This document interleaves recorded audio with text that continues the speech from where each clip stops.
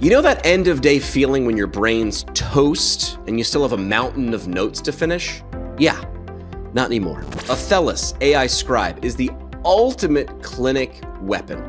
It listens in your real time during patient visits and automatically writes your notes.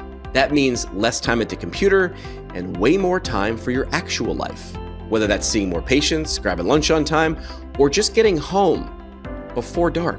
No typing and no more late night charting. It's a dream.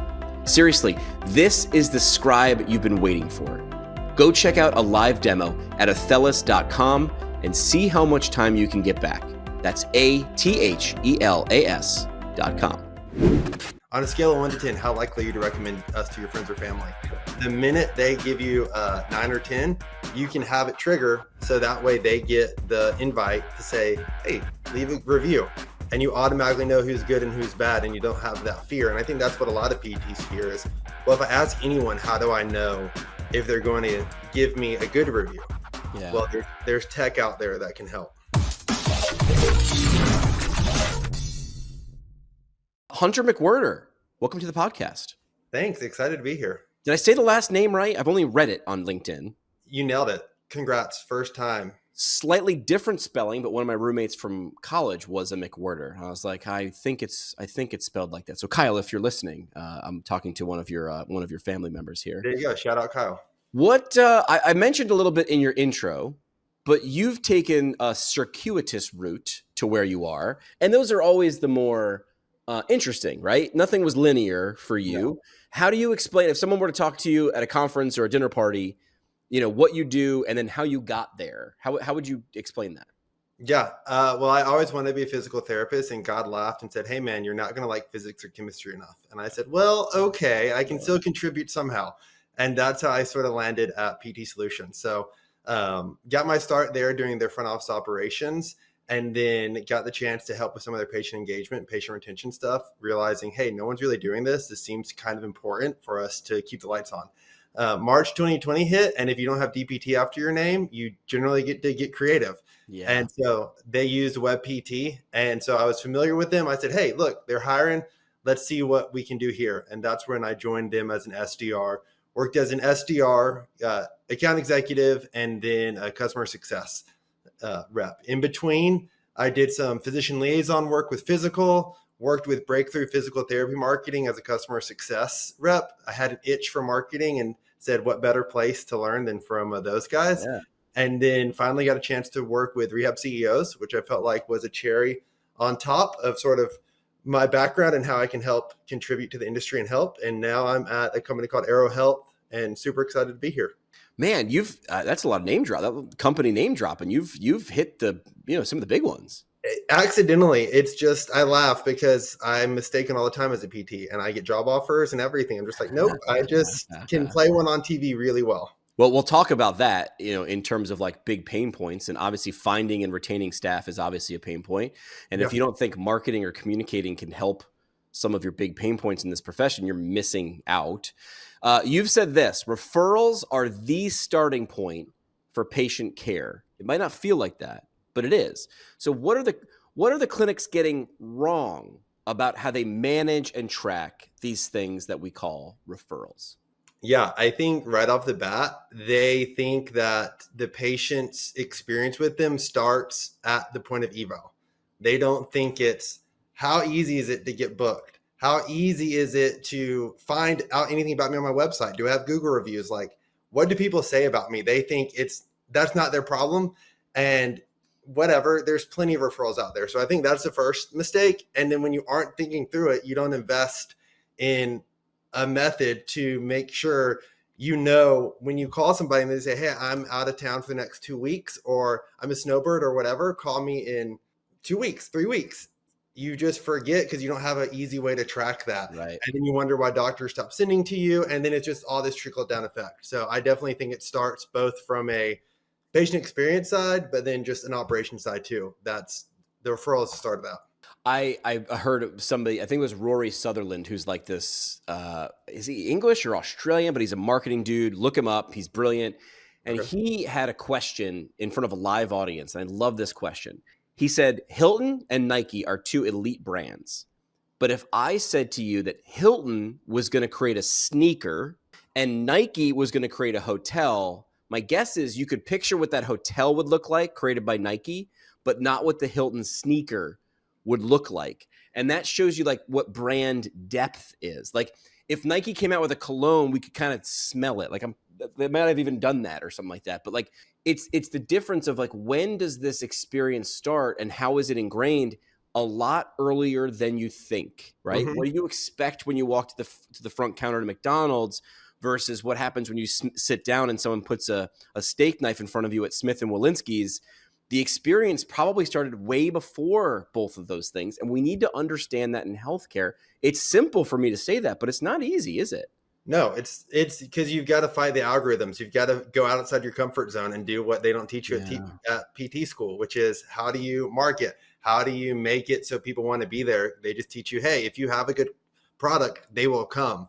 And unfortunately, in today's market, it's so competitive and you've got the bigger entities fighting to take over the smaller ones. And so it's a vicious little cycle. And I think the big difference is how well do you stand out and get that authentic brand, like you said, where people are seeking you out and coming to you, and doctors hear about you and want to send people to you. Yeah, it's not just who knows you, it's what do they know about you. Like, Exactly.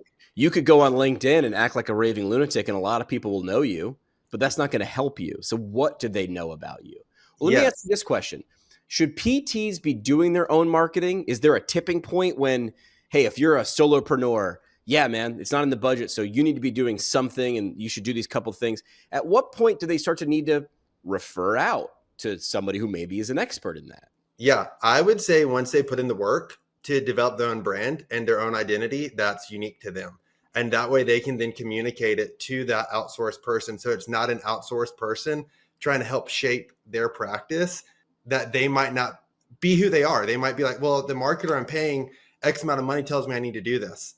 And then it's just not authentic. And I think it starts with, if you're willing to put in the work and build that foundation, figure out who you want to be and who the community sees you as, then it just makes it easier for the outsourced marketer to come in and help put gasoline on that fire instead of trying to build it. I'll put you on the spot, but not in a super scary way. If you're talking to a clinician who's saying, well, they're using the word expense when it comes to marketing, good objection work would be to change it from expense to an investment, right? Because if marketing isn't bringing you more than you're spending, it is an expense, right? So how does that conversation typically go where someone finally lands in front of you?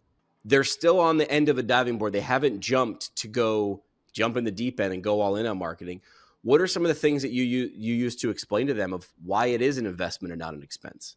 Yeah, because generally with marketing, you can get that money back in a lot of ways. Like you can tangibly see if you invest this much, this is how the difference is. And then I always love pulling up the Google and just typing physical therapy near me. And if they're not popping up, then no one's finding them. And that's the easiest way to track that investment and see it as, holy moly, this will only help me and not necessarily like an expense of, oh, this money is just going out. But I think the industry has been burned by too many marketers that just show up, put them in a routine and say, oh, this works for a doctor. This works for someone else in the medical field. There's no difference. And then there's a little bit of hurt in the industry, I think, where they can kind of be a little like, this hasn't worked in the past. Salty. Yeah. If you've been burned, and people talk, right? Especially in this profession is big, but also pretty small. So if you've been burned, people will tell you. Exactly. What are some of the things that you'd suggest? I don't want to call it low-hanging fruit, but what are some of the starting points that people can dip their toe before they jump in the deep end with marketing? You mentioned Googling physical therapy near me or physical therapy in your town name and making sure that, number one, that you exist there. Mm-hmm. What are some other things that people would, after they hear you say it, would be like, yeah, of course I should do that, but maybe haven't done yet? Yeah. It's all going to be in the world of Google. So first thing is make sure Google actually has a picture of your practice. I was helping with PD Solutions. Role was, are our pictures actually our practice? I can't tell you how many times Google found a back alleyway to post next to a dumpster. And so when people Google you, all they see is a back alleyway and a dumpster. And like, that's not legit. It's not what you want. Right. And then two, what are your patients posting? You might not have a Google presence. You may have put one up, but haven't monitored it. And your patients are posting pictures saying how much they love you. But some of them might not be on brand. I remember we had one guy, he was awesome. He looked awesome. He seemed really nice. The clinic spoke highly of him. However, he was sort of flashing gang signs and had teardrops in his picture saying how awesome the clinic was. And it's like, oh, this is the only picture that people see when they Google you. Are you aware of this? How are you combating this and helping make sure everything's nice and how you want to be represented in the community? Yeah. Yeah, and some of that might be hard. You can't really control 100% what other people say, but at least being aware of it. I mean, Right. My co-host on PT Breakfast Club, Tony Maritato, says to open up a Google Chrome incognito window and Google yourself once a month at minimum and see what comes up. And then ask yourself, is this the best I have to offer? Or am I holding some things back that I haven't put out there? Because people are doing that. That's the first thing we do, right? We go to someone's socials or we Google them and see, what do they stand for? Who are they? Yep. No, the incognito mode in Google is awesome for doing any sort of research on yourself or on your clinic to see where do you pop up and how does that work. And two, Google reviews. Last time I heard, and the algorithm's always changing, 30 is the magic number. 30 it's not reviews. that hard. Yeah, it's not that hard to get 30 reviews for the algorithm to start recognizing your legit business and start helping promote you. Yeah. It might be higher, might be lower, but I'm pretty sure that's still like, if you can aim for 30, then the algorithm's like, hey, let's help. All right, real talk for a second. If you're a physical therapist or running a clinic, you already wear like 50 hats a day. Clinician, manager, scheduler, part-time tech support. I see you. But what if you had a sidekick that could help you do all of that? Something smarter. That's where Empower EMR by MW Therapy comes in. It's built just for physical therapists, and it's loaded with smart automations and AI that help you grow your practice without burning out. No more chasing paper trails or fighting outdated systems. This thing handles billing, scheduling, documentation, patient engagement, all in one clean, customizable platform. The best part? It's actually affordable and scales as you grow. Clinics everywhere are loving it. And if you're ready to take the stress off your plate and be the hero of your practice again, check out a free demo at mwtherapy.com. It sounds like a pretty tall order. Let's say you're sitting at 0 or somehow 1 or 2 stumbled in, but if you wanted to put it in perspective, and perspective is powerful. If you asked 2 people a day and 1 person a day actually followed through for a month, you'd get to 30 faster than you'd think. Exactly. And if you do struggle with that, it's a great time for self-reflection. Why do you not feel comfortable asking your patients to give you a review? Like, is your brand as great as you think it is if you can't quickly think of maybe 1 or 2 patients to say, hey, can you just give me a review real quick? Yeah. Or make it easy. I've seen people do the real simple thing, which is a QR code at the front desk, right? Almost the passive ask, right? Yep. Somehow, or in an email, right? Could you email them and set up an email sequence a day or a week after a treatment session to kindly ask if you had a great experience? We'd love an honest review. Like, great and honest are 2 good words. Yeah. And that's what's fun is with technology, everyone's used to that. On a scale of 1 to 10, how likely are you to recommend us to your friends or family? The minute they give you a 9 or 10, you can have it trigger. So that way they get the invite to say, hey, leave a review. And you automatically know who's good and who's bad. And you don't have that fear. And I think that's what a lot of PTs fear is, well, if I ask anyone, how do I know if they're going to give me a good review? Yeah. Well, there's tech out there that can help. So we sort of touched on, like, even asking for a review might feel salesy or pushy or spammy, but if you do it in a spammy way, it will feel spammy. If you do it in a non-spammy way, it's going to feel not spammy. Right. So let's go with patient retention. It's a big hot topic right now. It's going to cost you less in terms of time, effort, and money to retain a patient than it will be to find a new one. So since that's a hot topic right now, what does retention look like after a discharge? Some people might even say you never discharge a patient. You just might stop this plan of care. But what does retention look like after someone is leaving a plan of care? And how can PTs stay connected without being spammy or salesy? Yeah, I think the world of social media is the first and easiest step. It's creating an Instagram and just posting something quarterly, even like just something to keep you top of mind. I know a lot of people will send out birthday cards Oh That yeah. they get it and it just stays top of mind. And then two, just finding ways to stay in touch. Is it hosting workshops where you're staying engaged with people and just finding impactful ways that remind them who you are and create opportunities for them to stay in your ecosphere instead of going to Google or go somewhere else to fix an issue that PT probably can fix without injection surgery, everything else. Yeah. You did mention the world of Google. When it comes to technology, especially like when we get into the specifics, software, tools, vendors, it can be a little confusing. There's a lot out there. How can PTs separate signal from noise? How can they sift through that? What should we actually expect from technology? What are some things that you suggest people actually embrace? Is there anything that comes to mind? I think that when it comes to that, it just depends. There's so much out there for people, like you said. I think the first step is look at your EMR company and see what What is they offer? lives in their ecosphere. Because I think one thing that gets really easy to do is try and piecemeal your own workflows throughout it and be like, okay, well, I'll use this system for marketing. I'll use this for emails. I'll use this for documentation. And sometimes there's ones that your EMR company might say, yeah, we integrate with X, Y, and Z. Like I recently was talking to somebody and I had no idea Prompt apparently integrates with a CRM now. And so it's easy to say you want that. I never would have known that. And I don't imagine anyone else would have had I not asked. And then Sure. there you go. So I think there's a lot out there where instead of trying to piecemeal it, see what's in your ecosphere and go from there. If it's not easy, if simplicity is not one of the first two things being offered, I usually tell people to keep looking because it's 2025. This should not be complicated. There's things called APIs. They should be connecting to each other. And if they're not, you typically can find something else to do the same thing. And your time is your most valuable finite resource. Yes. And I think too, in that same world, ROI. If it doesn't make sense how they prove this is helping your practice, Sure. then it's not worth the risk of saying, let's go for it. Like, let's invest in this, though they can't tell me what an ROI is I can expect or how Right. I can track it for myself. Like, they might not say, hey, this CRM can give you a clear ROI. But if you don't know your referral conversion rate, then there's your ROI right there. You're getting data to help inform everything else you're doing. Yep. I think that's one of the big things that a lot of people don't think through, or they hear this convoluted thing and they get confused and they just say, oh, okay, you said there's an ROI, instead of actually trying to force them to explain it and see are they full of crap or not. Yeah. Hunter, you got a great quote, and I love me some quotes.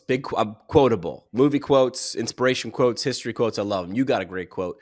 You're in control of your practice, not your vendors. Help me understand and help us understand that quote, how PTs can take back that power when making business decisions. Yeah, I think the first thing is asking questions and having that data for yourself of your practice. What are your key metrics that matter to you and feed your family? And once you understand that, then you start going to these vendors and saying, hey, I don't agree with this price increase. I've seen a more unstable system. Downtimes have increased. I'm not able to do all these things and you're increasing my price. Right. Help me I understand know, that.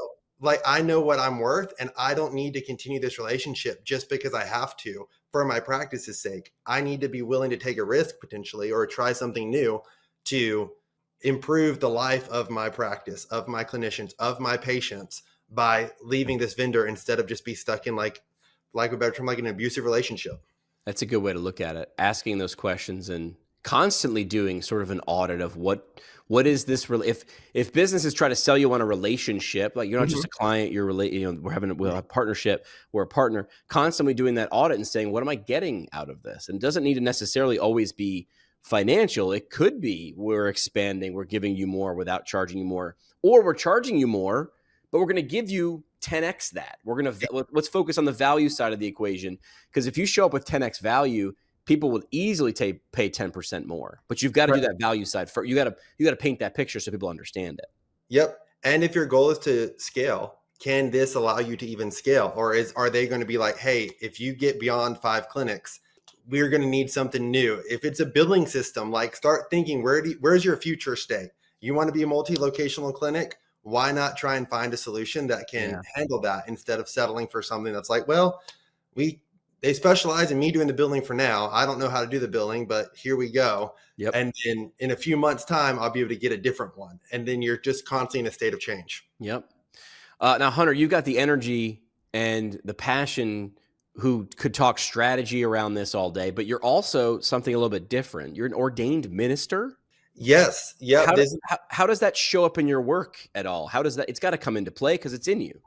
Right. If you ever need pet blessings, pet funerals, anything like that, that's really where it shines. It was a fun, boring high school challenge of like, I bet you won't get ordained when you turn 18. Okay, so I won't. And kept it up ever since. I think I'm in like with Bryan Cranston, like all these big celebrities. Also, we all got ordained from the same group. So, it's an elite crew. That's great. All right, we're going to do speed round. 3 questions, rapid fire. Are you ready, Hunter? Let's do it. All right, give me a simple system or habit any practice can put in place tomorrow to better track referrals or reactivations. Is there something simple? Doesn't need to be expensive, but what would you suggest? A spreadsheet. Track when you get a lead, add it in there, and then see how many leads came in and how many got scheduled. Yeah. And I think that's huge just to help with that. And then you also have a list that if they didn't come in for whatever reason, because maybe they're too costly, whatever that might be, you can then pull from that well later on down the line. If it doesn't get measured, it's not going to get improved. We know that. Right. Can you share a case where a PT practice you've worked with made a small change but saw big results in one of their big pain points? Yeah. Secret calling, having someone call your practice to hear what your people are saying. I was told, I was calling somebody and I said, hey, my grandfather just had hip replacement. Can you treat him? And the answer was no. What, you accept Medicare? There's no reason not to. So just, again, finding these little things that create pain points for you as a practice and for your patients that doesn't take much work to call or have a friend call and go through the process and just see what's it like for them. Yeah. Where's the leak, man? Plumbers will tell you that is when you're trying to find a leak, you don't turn the water off, you turn the water up and you try to go through that and see where the bleed is. Yeah. What's a book, a movie, or a podcast that you'd recommend for someone? It doesn't have to be physical therapy related, but it's something that inspired or educated you that you've consumed in the last year. Oh, I would say Extreme Ownership by Jocko Willink. That is one of my all-time favorite books that I try and read annually.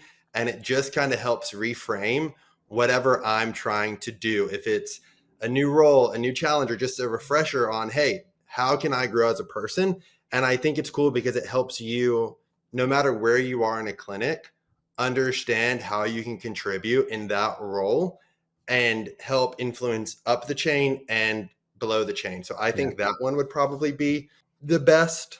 Yeah. Former Navy SEAL, Jocko, he's famous. If you follow him on social media, he's always taking pictures of his watch because he's always getting up at like 0:30 and saying, listen, if you want to get after it, you got to get out of bed a little earlier every morning. So he gets out of bed at like 4:30 in the morning. Yes. His good philosophy makes me want to run through a wall all the time. Yeah. If people wanted to reach out to you and connect with you, what's the best way to do it? Yep. LinkedIn. That is the easiest. I'm super active on LinkedIn. Hunter McWhorter, pretty easy to find. And yeah, that's DM me, slide in that way. I'm sure my email and everything else is on there. So if that's easier, there you go. Love it. Hunter, appreciate the time doing a rapid fire episode here with us on PT Pintcast. Thanks for doing what you do for this profession, man. We appreciate it. Yeah. Awesome. Thanks for having me. Let's be real. You didn't become a therapist to be average. You've got something in you that wants more mastery, more impact, more confidence in the clinic. That's exactly what Brooks Institute of Higher Learning delivers. Their residency and fellowship programs aren't just resume builders, they're transformation zones. You get one-on-one mentoring, deep dive classwork, labs, and real-time experience inside one of the most advanced rehab systems in the country. And the best part? You're not grinding this out on the side. You get a full salary and benefits while you train with the best. Whether it's ortho, neuro, peds, geriatrics, women's health, Brooks IHL helps you become the expert you know you're meant to be.